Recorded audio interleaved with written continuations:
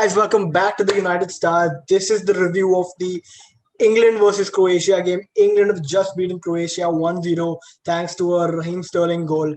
But just before we get into the game, I just want to give a small note to Christian Eriksen. We're very happy that he's doing well and his condition is stable right now. And it's just great news to hear. It was horrific what happened on the field yesterday, and just great to have him back. Great to hear that he's doing well and he's awake in the hospital. Moving to the game, Sid Atanu, we saw the lineups and we didn't have the confidence in the team.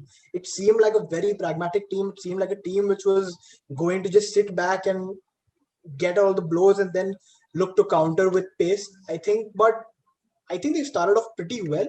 First 20 minutes, England looked like they were very close to scoring, although they didn't get a goal. What was your review of the game, Atanu?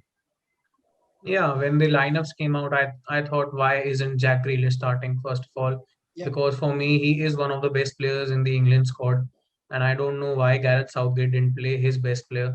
So, and Raheem Sterling was starting, and I was a bit skeptical about his inclusion into the starting 11 because I thought if Raheem Sterling is starting at the left wing, why not start Marcus Rashford or Jack Grealish on the left wing, who are actually better than him in that position.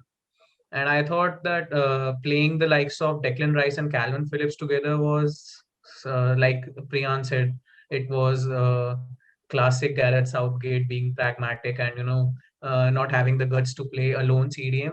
But I think in the game they did quite well. Declan Rice and Kalvin Phillips. I was impressed by Kalvin Phillips a lot because I don't rate him a lot. But after this game, I think he has played well, and I also think that John Stones didn't look like his best self because Ruben Diaz wasn't there, Mings was there. So once Harry Maguire comes back, I think this defense will be a bit more mature and stable. Luke Shaw didn't start. I'm very angry with Gareth Southgate there. That's all. Yeah, I think a very valid point you mentioned. Calvin Phillips, he had a blinder of a game. I think he was fantastic, and he was my man of the match for sure. Uh, Sid, he played a defensive midfield duo, but Calvin Phillips wasn't the holding midfielder that we've seen him play with Leeds. He was way forward. He was winning the balls in the final third. He gave the assist for the Raheem Sterling goal. I think he was fantastic. Do you see him playing in this position more often for England, of course, and maybe not, maybe playing over maybe Mount in that position? Well, Number 8. I don't know. I would say that if Henderson came back fit, he would be really good competition to Henderson because after watching Southgate play the way he plays, I think he will go for that midfield duo. And if Henderson's back, it's not going to be Mount there. Although if you play a Foden Mount, Declan Rice kind of midfield would be really good. But I think when Henderson comes back, that second holding midfielder in the pivot, that position is going to get good competition. That position is going to have good competition between Calvin Phillips and not Dean Henderson, sorry, Jordan Henderson, because both of them are very good players. Calvin Phillips today showed us why many people rate him this high, and I think he's definitely my man of the match contender. Yeah, definitely. Also, I think Raheem Sterling has had a very tough season under Guardiola at City. Although they've won the league, he's not been used as much as he would have been like to be used. And Foden has sort of overshadowed him in the left wing position at City. And although he didn't have a great game today, he got the goal, the all important goal.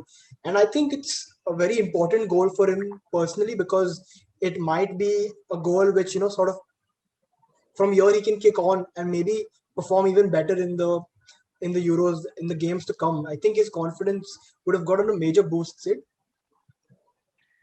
I mean, look, yes, Sterling scored and it was the only goal of the game, but I don't really think Sterling had a good game. I mean, I think that was Calvin Phillips' brilliance today that got Sterling that goal, or else I don't really think Sterling was that appealing today. And when the lineups came out, I was surprised that Sterling was starting over the likes of Rashford. I mean, I'm happy Rashford got the rest, but I thought Jack Grealish would play in that position, and I don't even think Jack Grealish got any minutes.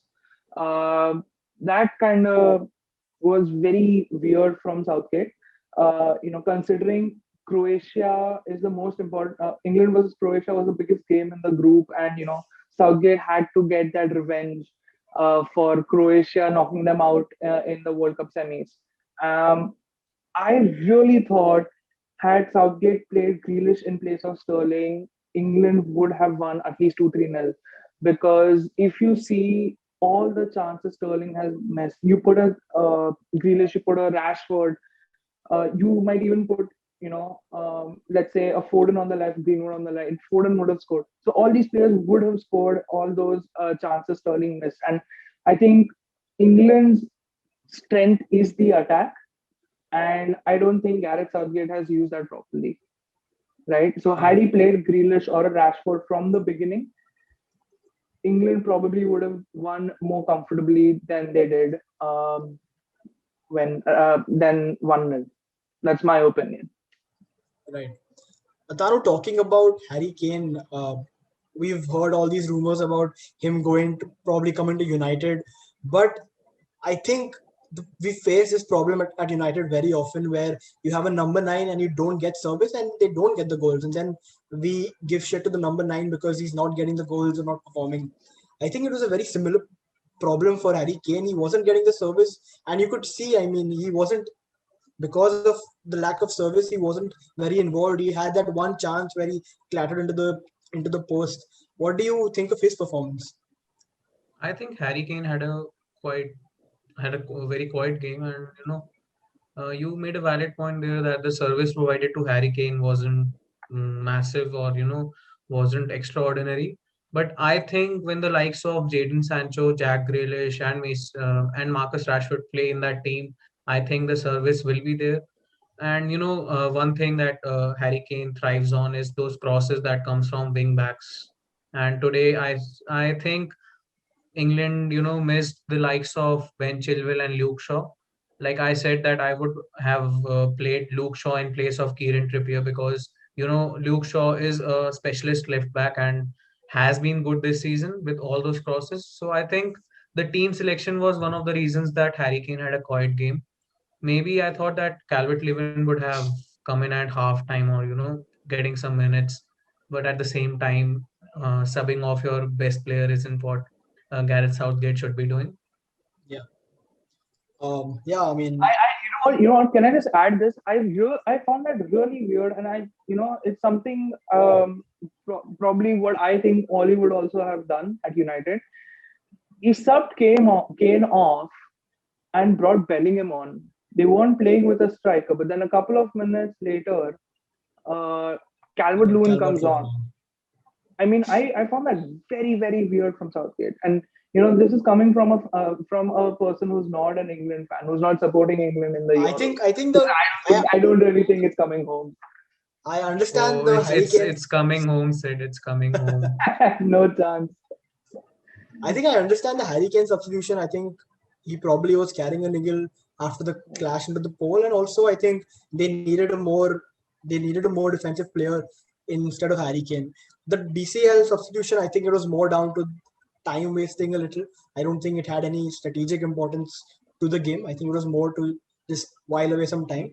But just moving forward, how do we think England and Croatia go forward? England have obviously gotten their win, and it's a very important 3 points that they've gained.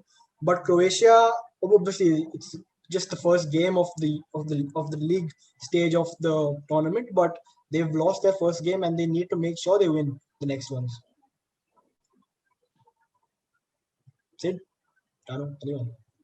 Look, if this is how Southgate is going to, approach every game, negative, defensive, playing five at the back, because Maguire's not there, and he does if he doesn't trust any other defenders, playing five at the back and then playing uh, you know Rice Phillips again, or Rice Henderson or whatever. If he's going to go defensive, they're not winning this. They're not winning this at all. If he uses his strengths, if Southgate uses England's strength, that is their attack. Using Grealish, Rashford, and all, uh, then England might have that chance, right? When it comes for Croatia, I think they are an aging team just like Belgium. And that is one of the reasons why, and plus there are teams obviously which are much stronger and more, much better than Croatia at the moment, right? And the World Cup 2018 Croatia, I think obviously like I said, they're aging, and I don't think Croatia have any chance. I think they will finish second in the group. They will be in the knockout stages, but I think both England and Croatia will get knocked out early in the knockout stages. So I don't think there's going to be a winner from this group. That is why I am supporting Portugal this Euros, because unlike Mr. Southgate, I think Portugal's manager knows how to use his team's strengths, right? And if in my predictions, I said it's going to be a France versus Portugal final, because I think they are the two best teams, and there's going to be a winner from one of them. I don't know what Atanu thinks. I think Atanu it's coming home fanatic, which I'm like, which I don't agree with, but I mean, you have a say, man. Yeah, I think What do you think? Yeah, I think that England have a chance, but as Sid said, I agree that Gareth Southgate doesn't know how to use his resources, and I think they have good attacking options, but Gareth Southgate is a little bit pragmatic and would obviously field a defensive side. I see England finishing first or second, not third, of course. And I think as to Croatia, I think yeah, second or third. But Croatia is an aging side, and I don't think that they'll go ahead of the round of 16. I think Scotland might have that dark horses strategy this in this summer, and might thrash Croatia and come second. Who knows? That's my prediction. So, guys, you heard it from us. Scotland and Portugal, dark horses and the winners of the Euro Cup 2020, 2021, however you call it. That's all we have for you today. Thank you. Do like, share, and subscribe, and we'll see you in the next one.